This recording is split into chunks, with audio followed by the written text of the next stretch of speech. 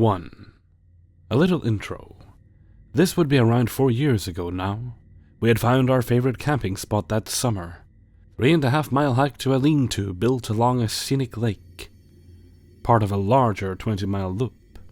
The trail leads past a spattering of small glacial lakes, with maybe half of a dozen lean-tos built in the early 60s. Lean-tos being a public shelter. There are rules that apply. One being that you have to share it if more people wish to use it, usually up to a maximum of 8 or so people. The area offered primitive camping as well, but the terrain wasn't ideal. Usually very swampy around the lakes and too hilly or dense in other parts.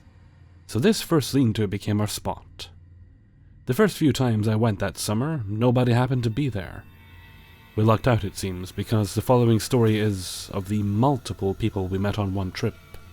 But really, it's about the woman who firmly believed that it must be a Sasquatch. This particular trip I took was in late August, a busy time for hiking in the southern Adirondacks. The typically treacherous dirt road leading to the trail had finally been covered in gravel, making the drive in a breeze. When we arrived, there were more cars than normal, so we knew that someone may have already gotten to the lean-to first. Even though the rule is to share it, people usually keep going and don't even ask to if you're already there. I'm sure the idea of sleeping next to a stranger doesn't sit well with most. Others may just like the privacy or feel awkward asking. Not disheartened, we set off at a fast pace to try and beat anyone that may have been on the trail ahead of us. Before we even got half an hour into the hike, we ran into our first character of the trip. Now I hope I can capture this correctly because we talked about this guy for the rest of the 2 days we were out there. He really didn't sit right with us, and it honestly kind of colored the rest of the trip. He was a middle-aged, nondescript white man with a full-body hiking pack and a walking stick.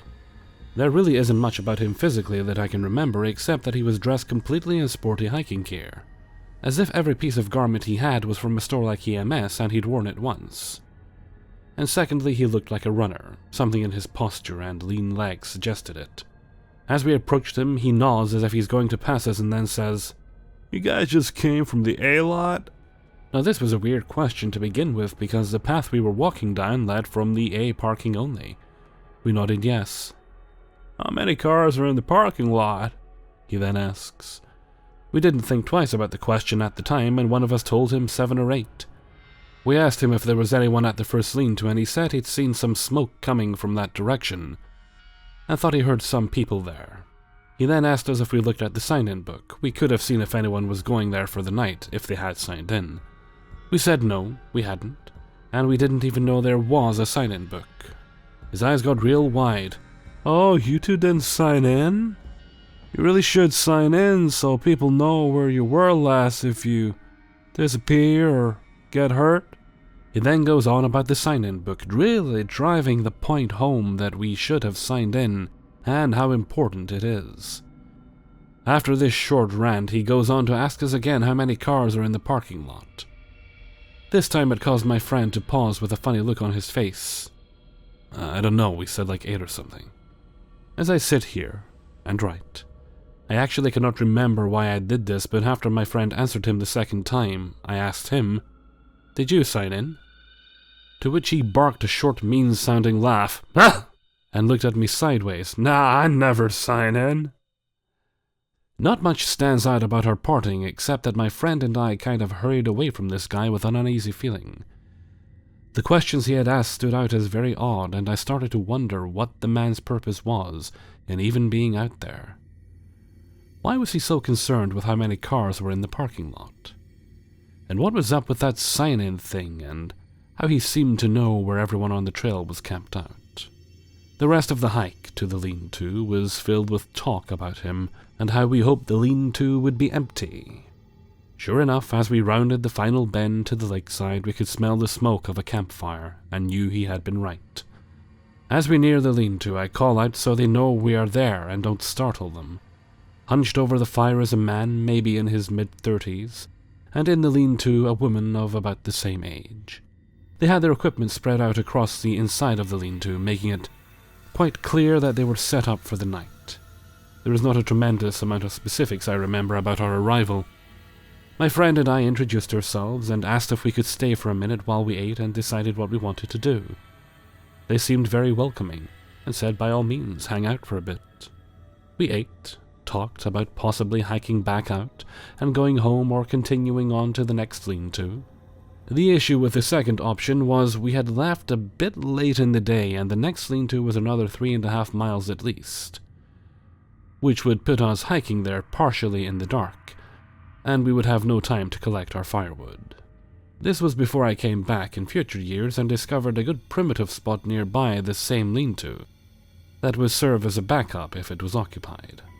As it started to get dark and some rain clouds started to roll over the mountains, they kindly offered to share the lean-to with us. Pretty soon they were getting ready to eat dinner themselves and needed to gather some more wood for the fire. We offered to help, and it was kind of a really cool moment, us with these strangers working together to perform such a wholesome and natural task. As we worked, we small-talked and got to know one another a bit more. One more thing I immediately noted during this time, though, was how guarded they both seemed. Both of them seemed really uneasy around us, even though the talk was light and casual. Maybe they figured us being two young guys coming out to a spot in the middle of the woods, we were up to no good. Whatever it was, it drove the woman to turn to us at one point and say, "Just so you know, I have a handgun on me." Right away, I took it as she was being responsible and didn't want to get us freaked out if we saw it, so I said lightly that I was into guns too and asked if I could check it out. She took it out and showed it to me. Honestly, I don't even remember what it was. What I do remember is that she then went on to eat dinner and didn't put it away, just rested it in her lap as she ate. Thinking that was a bit odd, I assumed she would put it away at some point. After their dinner, the boyfriend asked us if we want a drink. They had brought a bottle of whiskey. I'm excited because maybe they can finally listen up a bit. Maybe we could relax and have a good night instead of this weird tension I'd been getting from them. A few drinks in, I realize that the girlfriend still has the handgun out. Not only that, but she's holding it as if she doesn't remember it's a gun. As we talk, she's gesturing with her hands, waving it about. When she isn't animated, she just holds it loosely, letting it dangle between her legs as she drinks with the other hand. Over time, I start paying attention to her and the gun more than anything else, trying to make out whether she has her finger on the trigger, dropping small social hints that we were uncomfortable. Looking back, I do ask myself why we stayed. Why didn't we just say, "Hey, you don't have to have that gun out the whole night"? I guess maybe I sensed that she was a bit erratic and didn't want to upset her. I also kept doubting that it was on purpose, and maybe she was just a really irresponsible person, because other than that, everything else felt normal. Either way, both my friend and I quietly got worried as she swung her pistol all over the campground. Later in the night, and a half bottle of whiskey later, I could feel myself getting tired. The talk had largely faded out, and the four of us had resigned to silently staring at the fire and occasionally asking for the bottle. Suddenly, there was a tremendous splash in the lake right next to us. It sounded as if someone had jumped in, it was so loud. Startled, all four of us sat up listening intently. Another splash followed, but on the complete opposite side of us. Same sound. A huge crash as if someone had jumped in. We quickly started speculating what it could be. Frogs was my guess. There were large bullfrogs out there that will jump into the lake and sound like a freaking boulder while doing so. "It was a Sasquatch," the lady blurts out. We laugh and say, "Yeah, sure it was." But she insists. Sasquatches roam that area, she says. Their favorite thing to do is throw rocks in the lake to scare people. My friend and I laugh again, still expecting her to laugh with us, but she stays stone-faced and goes into a full-on rant on the local Sasquatch. The talk dies down after a few minutes and we fall silent, listening once more. A third splash goes off, this time back around the original spot. We all look at each other. After a moment she says, "I'm gonna let off a few shots to scare it." And before anyone could respond, she proceeded to empty her entire magazine into the darkness. I was sitting right next to her and far enough forward that I could feel the change in the air pressure from the shots. We slept with them that night in the lean-to. Even when she laid down, she had the pistol, had it right next to her left hand. I was laying at her feet. I kept thinking to myself as I drifted off that she could wake in the middle of the night and shoot us both in the head. And that would be that. Still went to sleep, though, waking up to them packing up their stuff and heading out early. Had a damn good sleep, too. 2. So let's start with a little background, shall we? This happened a little over a year ago. It was summer and I had finally landed my first job. I was having a break from my uni studies and my dad had gotten sick with leukemia just a month prior to this. Good to know for later. My job was in a bingo hall, and at the beginning I only worked weekends for maybe a day or two during the week. During the shifts, you were always on the floor for 1.5 hours, and then you read out numbers the next half hour. At the hall, the staff was also allowed to smoke whenever they were on the floor and didn't have anything to do. My first few weeks at the job was pretty calm, and I found myself enjoying being there a lot. You easily got to know the customers, a lot from going for a smoke with them, and they were mostly very friendly. In the hall, we also have 4 gambling machines where people can come in and gamble all their money away. A month and a few weeks into the job, I noticed this man being at the gambling machines every time I had a shift. I had only had some small talk with him when he wanted to get change and stuff. After 2 weeks, both me and a coworker noticed how he never asked for any change or help when I was reading numbers. He only asked for it when I was on the floor, meaning if he needed help, I was the one who went to help him. Me and my coworker Aaron wrote to the other staff to check in if they noticed this man too. They joked around but let us know that they didn't recognize his name or our description of his looks. One Saturday I was going to my regular shift at 5 p.m. I decided I'd go in early and see if my coworkers needed help with anything.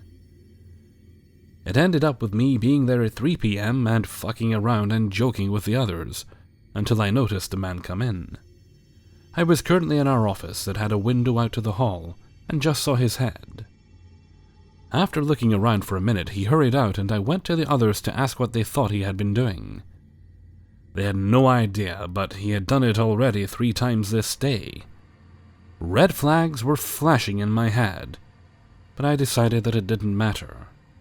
He was not the first weirdo to come into the hall. Time passes until 4:30 p.m. and I go and start to get ready. As soon as I walked out into the hall, I see him casually walking in and sitting by the gambling machines.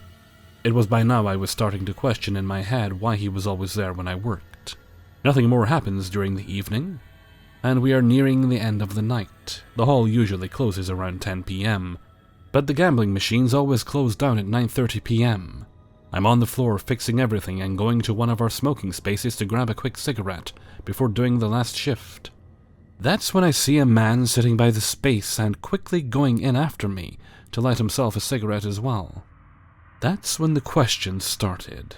He had an accent I couldn't really place, but he made me very uncomfortable almost right away. "Hello, what's your name?" "I'm Lisa. Are you married?" Totally oblivious to why he would ask that. "Oh, no, I'm only 20, so it's way too early for me to get married." "Do you have a boyfriend? Girlfriend?" "Nope." "That's good. Do you like beer, Lisa?" Still oblivious. "No, I actually prefer cider. Beer tastes way too bad for me to even take a sip." "Let me take you out when you end your shift then. I will buy you all the cider you want." This is where I get what he was trying to find out and get from this conversation. I politely decline his offer, even when he started to almost force me to say yes, getting more and more irritated at me.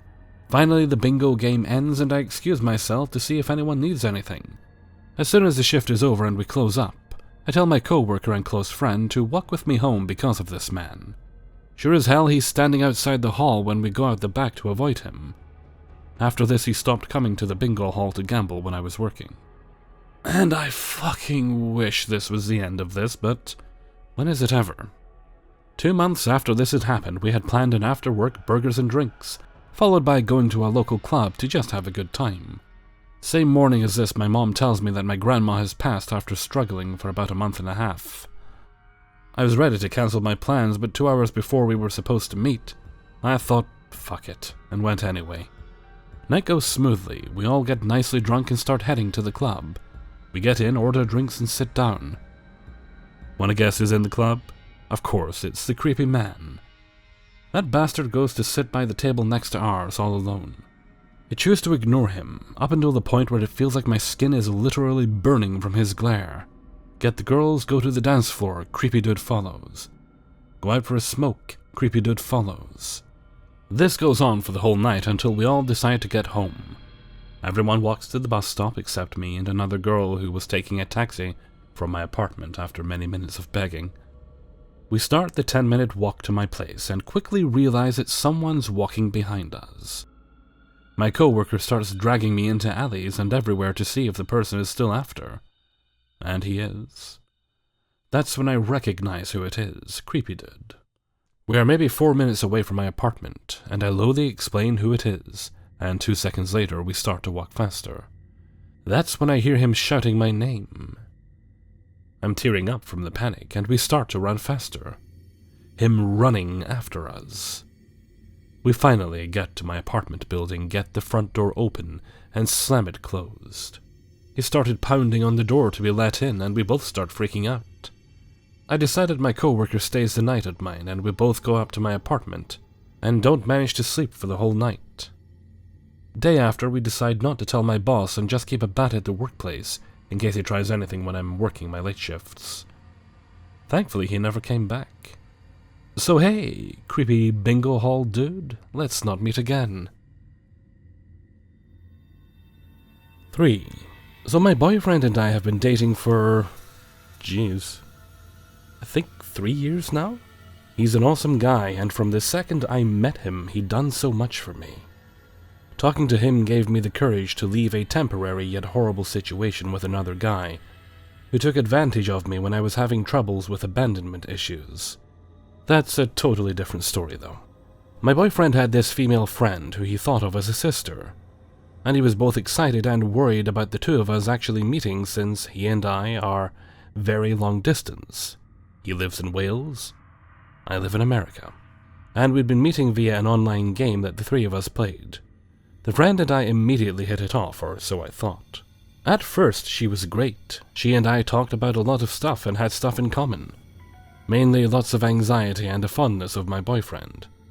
Bear in mind he and I weren't dating yet, we were just friends, and he'd already introduced me to the rest of his friend group in the game and in his real life, all of whom I'm still very close to, minus a few.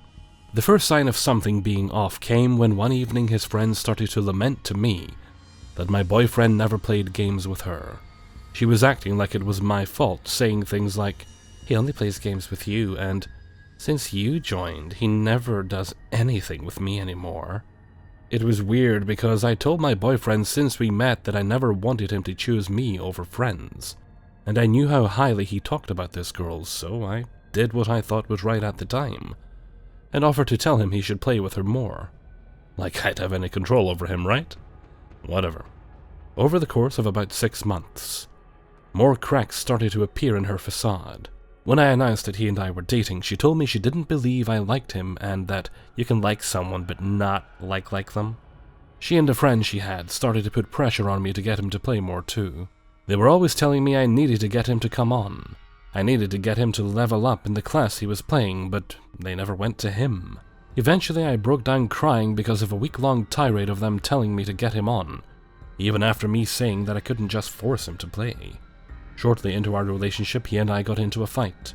My boyfriend, bless his heart, worries about me because I've never been a big eater. When we first met, I'd eat nothing but a bag of popcorn for a meal, and he would beg me to eat more. At one point he told me he hadn't eaten much for a few days and it worried me, so I lost my temper with him, which started a fight. He vented to his friend and she came to me, belittling my concern and, ultimately, putting me into such a fit of anxiety that one of my boyfriend's friends had to stay talking to me in order to keep me from doing something to myself. Her words to me were full of accusations that I didn't care about my boyfriend's feelings, that it was my job as a woman to tell my boyfriend my thoughts, but not to have him tell me his because guys don't think, that if I really cared about him, I'd be there for him, that I was throwing away the relationship he and I had, and trashing on how open he'd been with me. I later went to my boyfriend and told him what happened. But when he asked to see her text to me, he returned and told me that she'd just been trying to help and I'd been overreacting. Last year I broke down after finding the messages and sent them to him myself, because he wanted to help me process the subject. It still causes me a lot of anxiety. Turns out she'd only shown him about 20% of the actual conversation because on Facebook, you can delete messages, but only on client side. Sorry, friend, I still had all of them. He was horrified to say the least, realizing what had happened and felt terrible. Shortly after the original messages, a few more things happened. I'll simplify most of them really quick. She tried to get me to steal from our mutual group of gaming friends. Got one of my friends so riled up that she left said group, but I'm still friends with her. Getting my boyfriend and I to fight over dumb things to the point of getting him to question why he bothered with me, and me to become so paranoid that he was going to leave me, and continuously belittled my feelings and anxiety, all while playing the victim and overplaying her own anxiety to get attention. All of this, on top of lies after lies after lies, finally boiled into a series of events that ended my boyfriend's friendship with her. She and a few others planned a surprise for me, because of things going on from the fallout of the situation I had been in when I'd originally met my boyfriend, doubled with the fact that I was well beyond so done level with the girl. My boyfriend heard me scream in anger and frustration for the first time during all of this. I wasn't really in the right headspace. I reluctantly accepted the invitation and went through with it, but left immediately after it was done without saying a word to anyone. I then proceeded to get the girl and her friend, the same one who'd harassed me about getting my boyfriend on in the past, pestering me and accusing me of being ungrateful, rude, selfish, and uncaring. The same day, the leader of the guild, my boyfriend, the girl's friend, my mutual friends, and myself are all part of, gave me a special treat. He let me go off on the girl, calling her out on everything she did and put me through, and how she was lying to everyone, and how she was trying to play everyone a fool. But it didn't end there, because she continued to harass me. In-game, she would spam emotes, write amounts she knew I wanted but couldn't get, and even accused me at one point of leaving a group chat simply because I lost invite privileges that I never used anyway. She took every opportunity to openly harass me or put me down until it finally built up enough that I messaged the leader, informing him that I was planning on leaving the guild because I didn't feel like I belonged anymore. The guild leader asked me to stay. A few days later, he presented me with a question. If I kick her out from the guild, will you leave? My answer to him was no. That day, she was asked to leave. While I apologized to the guild leader for making him do this, she apologized for my boyfriend, myself, and a friend making him do it. He openly admitted afterwards that he could see who was lying to him just based on our responses to him. I had been apologetic and admitted my part, she'd blamed others. She proceeded then to text my boyfriend and tell him I was a bunch of different nasty things. Tell my boyfriend's mother that I like to stir the pot. No, hun, that's you, and literally everyone knows it, especially his mother who adores me. And later even forced one of her ex-boyfriends to quit D&D because I was in the group after she left. And my boyfriend wouldn't let her rejoin because he knew it would trigger an anxiety attack for me.